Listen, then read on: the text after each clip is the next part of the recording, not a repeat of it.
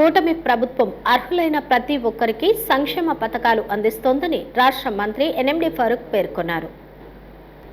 నంద్యాల మండలం గుంతనాల బి శివరామపురం గ్రామాల్లో పలు అభివృద్ధి పనులను రాష్ట్ర మంత్రి ఎన్ఎండి ఫరూక్ ప్రారంభించారు.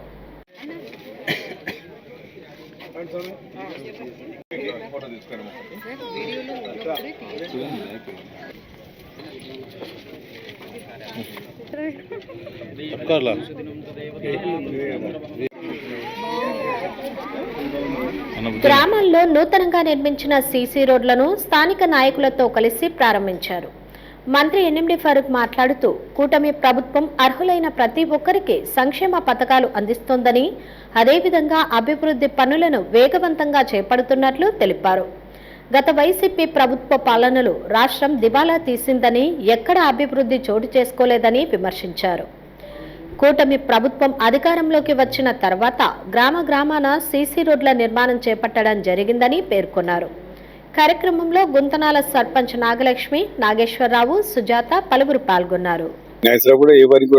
సంక్షేమ కార్యక్రమాలు పేదవాళ్ళు ఉన్నారు, పెన్షన్ కావాలా, ఊరి అభివృద్ధి కావాలా, మా ఊరు గ్రామంలో అన్ని వసతులు కావాలని చెప్పి కోరుకున్నారు. కానీ వేరే ఇందులో భాగంగా ఈ రోజు మళ్ళీ దాదాపుగా డ్రింకింగ్ వాటర్ స్కీమ్ కూడా అడిగాను. నాకు లాస్ట్ టైం వచ్చినప్పుడు నిన్ననే రాశాను, అది ఇంకా సంతకం చేయలేదు లెటర్. నిన్న RWS ఇచ్చారు నాకు. ఈ OHR ట్యాంక్స్ ఉన్నాయి కదా, ట్యాంక్ పడిపోయింది ఇక్కడ ఉన్నాయి చూడండి, అదే తీసుకొచ్చారు. నిన్న మాట్లాడాను.